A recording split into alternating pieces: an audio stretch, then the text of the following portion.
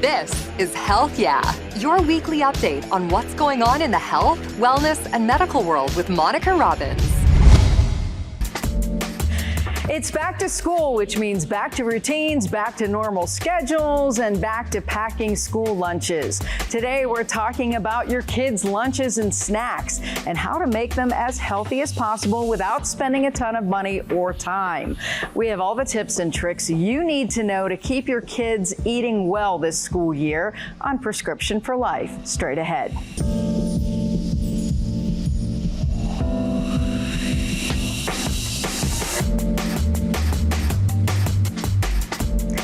We all want to send our kids off to school each morning with everything they need to have a good, successful day. And that means the right school supplies, the right clothes. Oh my gosh, the clothes matter for those tweens. And of course, the right school lunch. And I'm sure you have all seen the Instagram feeds of the moms who make those elaborate school lunch bento boxes. And oh wow, if you have the time, yeah, that's amazing. But if your mornings look anything like mine, you're scrambling just to get out the door, and you might not be able to take a moment to cut sandwiches into Disney characters. So today, we have an expert here to walk us through the best snacks and lunches for even the pickiest eaters that won't break the bank or take too much prep time. We'll get to all that in just a moment. But first, just in case you had any doubt, take a look at this report from our station WPMT about the importance of a good night's sleep and good nutrition for your child's success in school. Setting your kids up for success in the classroom by making sure their bodies are fueled and minds are rested. Nutrition and sleep are very important for children for learning in school. Dr. Cynthia Elsner with UPMC Children's Community Pediatrics Hummelstown says it starts with a good night's sleep. A lot of kids who don't sleep well at night have more ADD, anxiety, and behavior issues, okay? They don't learn as well, so their scores on tests are a lot lower. While the actual amount of sleep a child needs depends on their age, Dr. Elsner says you should aim for at least 10 hours each night. So I usually try to tell parents that kids really shouldn't have any electronics in their bedrooms. And the other thing too is to turn off all electronics about an hour before bed. Once they wake up in the morning, don't overlook the importance of a healthy breakfast. I have a lot of teenagers here who skip breakfast, and I try and get them, I said, look, just get something in your belly. So a yogurt, peanut butter banana, a granola bar, an energy bar. So if you can just get them to get something in their belly, that's going to be better than nothing. When it comes to lunch, Dr. Elsner says to make sure you're packing a fruit and vegetable, protein, and whole grains. If children are receiving adequate nutrition, it helps them to focus better in school. If your child gets lunch at school, go over what types of food they should be choosing while they make their way through the lunch line. And remember, the foundation you're helping them build now could last a lifetime. If we eat healthier, we're going to be healthier. We're going to have less medical issues. And if we sleep well, we're going to be hopefully more productive in society as adults. So what are the best foods for your child? Our expert tells us. I'm joined by Jen Highland, a pediatric dietitian with Cleveland Clinic Children's. Thank you so much for being here. Yeah, thanks for having me. Okay, every parent is scrambling. We're out of time, and we need to get the school lunches put together quickly. Yes. So fast and easy, that's what I want to know. I know. Back to school, it's a stressful time. You wake up in the morning and it's just chaos. So first of all, if you can pack the night before, always a good tip. But fast and easy, it does not need to be complicated. So you might see, especially parents a lot on social media now and Instagram, there's all these like picture perfect lunch boxes, and that's great, but it doesn't have to be complicated. So my biggest thing for parents to think about is let's have all the food groups. So do we have a protein? Do we have a whole grain food, a fruit, a veggie, a dairy, some fun foods, things like that. So it can be as simple as right here, we have a good old classic peanut butter and jelly sandwich. So I love that. There's nothing wrong with a PB&J. Right. Now kids might get sick of it, but a PB&J, throw in some carrots, some hummus, an apple, a cheese stick for some extra protein. Nothing wrong with that. Okay, that's perfect. But if you want to do even, quicker plan ahead things, I'm a really big fan of like pasta salads or mixed dishes. So a pasta salad that doesn't need to be heated up is great. So you can cook some noodles, some whole grain noodles, even trying something different like high protein, some bean-based noodles to give the kids a little extra protein boost throughout the day. You can throw in, here I did some cheese, some bell peppers, tomatoes. There's a chicken sausage in there that you just microwave for 30 seconds, that's it. So you boil the noodles, you throw in the 30-second chicken sausage, whatever veggies the kids want, they can choose. And then you have that for the week. So it's in the fridge, dish it out and go. You can do the same thing with like a Mexican-based style, a salad of some sort. So make ahead's really great. That's an awesome idea. I love these little bento box Yes, those lunches, are great. Those, especially for little fingers. Yep, so especially for the little ones, the bento boxes are fun. Also for kids who don't love their food to touch. These can be good, especially if they're a little bit anxious and a little bit picky. So again, you have these perfect sections here and you can put in the different food groups. So here I threw in some of that pasta salad I already made, a couple carrots, and I put it in a little muffin liner here because you put some fun, different colorful things in there. It does help the kids eat their lunches a little bit more.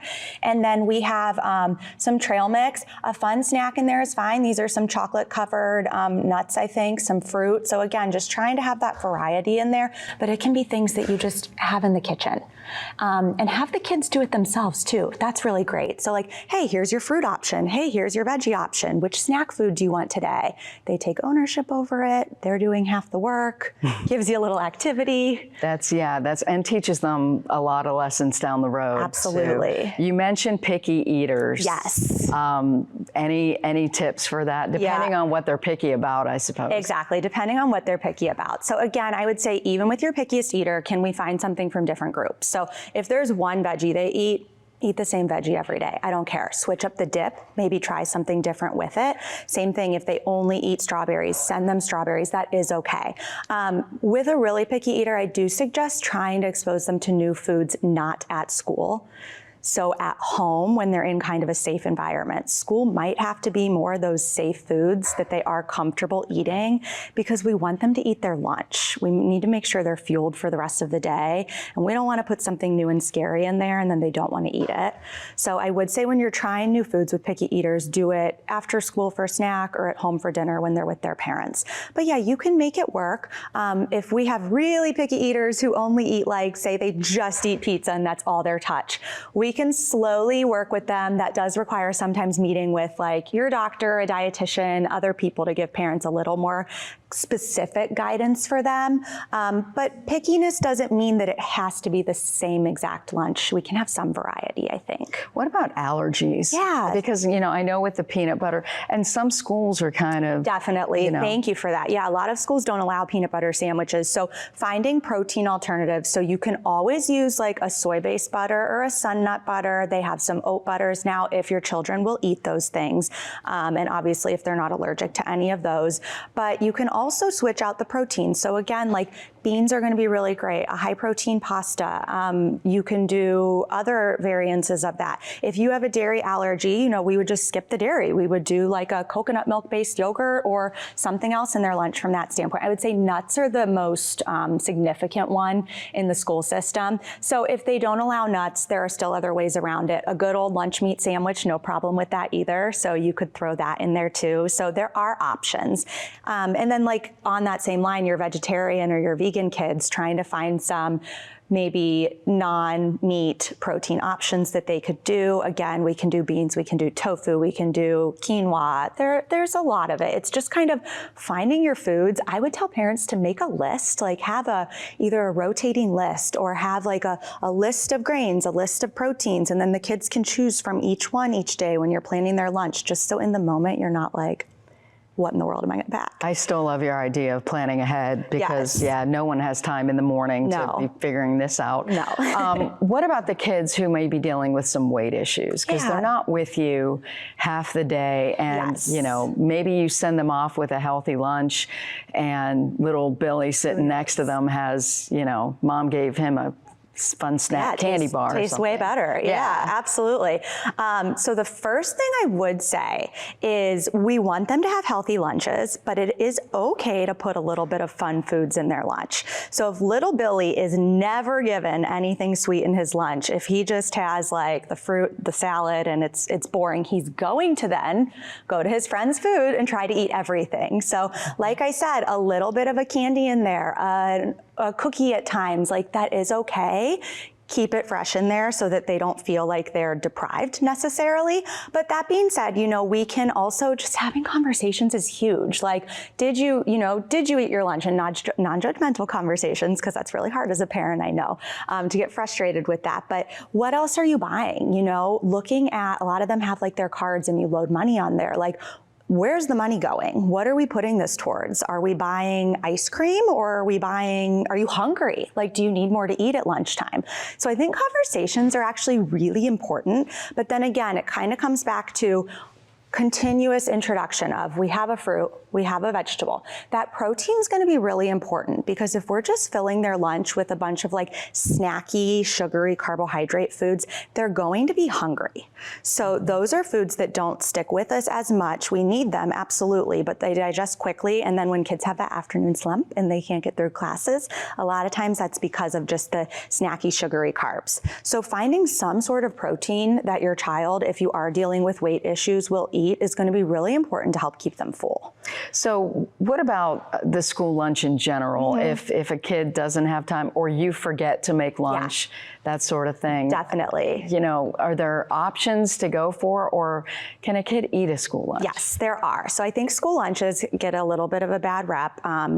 Packing your lunch is not always healthier. It depends what you are packing. And a lot of kids who are on free and reduced lunches, I tell them, please get the school lunch. Absolutely. We don't want you having to buy additional, and some people can't.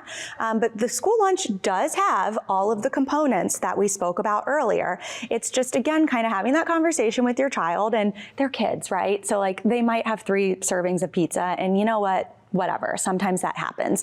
But having the conversation with them, what are some options that we can choose? Even school breakfast. I find that school breakfasts are really high in carbs and sugar, and that does not set them up well for the day mentally and blood sugar wise. But like, hey, does your school offer a cheese stick? Like, is there any fruit? Could we have a hard-boiled egg before we go to school? Like, just kind of talking through some of those options with them a little bit. But I have no problem with kids actually eating the school lunch. It's just kind of, what are we choosing, and then what maybe do we have later for a snack, or how do we kind of balance that out a little bit? You mentioned the Instagram moms, Yes. the perfect lunch and that sort of thing. I swear that's parent shaming. Yes. Yeah, it's great and it's beautiful, but it's not always realistic for everybody. I know, like myself, like if this bento box happens, like that's as good as it's going to get sometimes. But right. Yeah. But don't beat yourself up Don't if beat you yourself can't up. make little stars out of cucumbers and that sort of thing. Absolutely not. Sometimes it will get the picky eaters to try things more. So I will say, if your kid is not trying anything and you do make it fun and you do put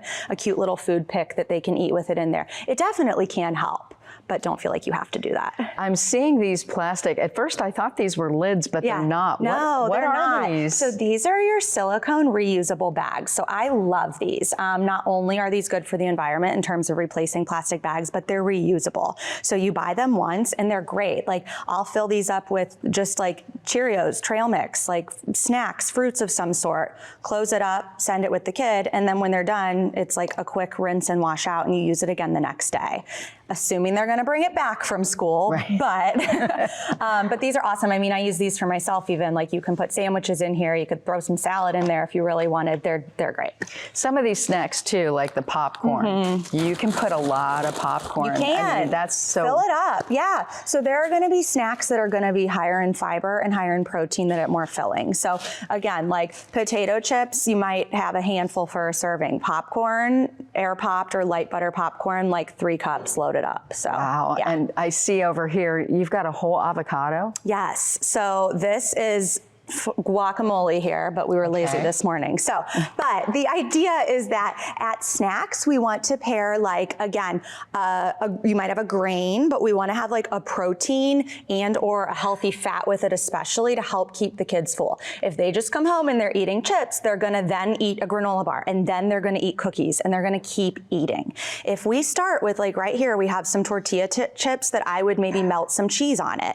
Or if they just want to dip their tortilla chips in some store-bought guacamole, throw some veggies there if possible. That's going to stick with them, so then they can have their set snack when they come home, and then hopefully wait until dinner time.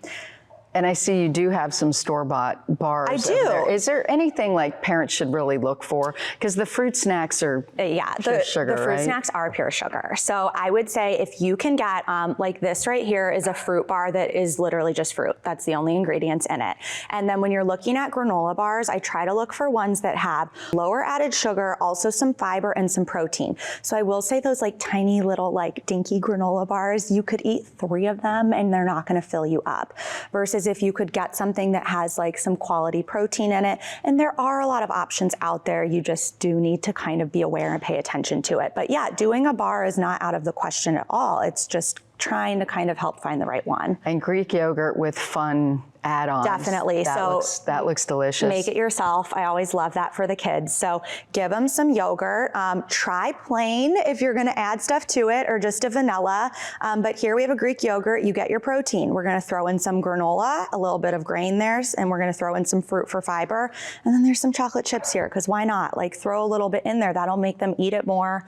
The chocolate's not going to be of detriment to them when they're eating all of this good protein, fiber, and nutritious food. I started doing just a teaspoon of jelly. Yeah, that's perfect in your plain yogurt. Yeah, because then you can kind of control the amount that's in there, and you're not also stuck with that really sweet taste and then depending on that as you get older. Right, and drinks. Yes. That's the one thing parents often forget about. They do, yes. So drinks are tough. I would say best case scenario is going to be a white milk, if we can, or water, or like a flavored water or a low sugar water of some sort. We really don't want to, especially for lunch in the middle of the day, be giving them pop, juice, lemonade. Those are going to be instant blood sugar spikes. And then again, that's going to drain them for their classes in the afternoon. So we really want to be strategic about that. And milk, I would say like low fat, 2%, like depends on the child's needs, of course. Water is always going to be best, and it's free. So I tell families that, like, save your money, throw in some water. If you really want to buy the waters that are flavored or something like that, that is absolutely fine, especially if the kids need a little something. The one right here is like, it looks like a little juice box, but it's flavored water. Oh. So that's always a fun option. Awesome ideas. Yes. Thank you so much. I have a feeling that parents are out there going, oh, I never thought of that. I hope so. Great ideas. Jen, yeah. thank you. Thank you so much. Lots of great ideas there, not just for kids, but for the whole family. Here are a few more fast, easy recipes from our station, KHOU in Houston. With teachers finalizing their lesson plans for the fall, they hope students show up ready to learn. You want some mangoes? Eating a healthy meal is part of the equation. The adult in the family is going to be the role model. So if we're eating healthier and more well-balanced, then the kids will also follow. Chef and registered dietitian Dolores Woods teaches nutrition at the Nourish Kitchen at UT Health School of Public Health. She says a well-balanced meal should include veggies, fruits, whole grains, and lean protein. Turkey, chicken, eggs, nuts, even beans are really great sources of protein.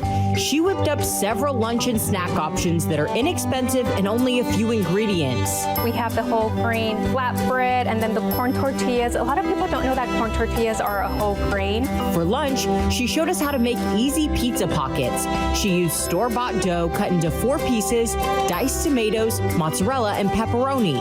Just bake at 400 for 10 minutes.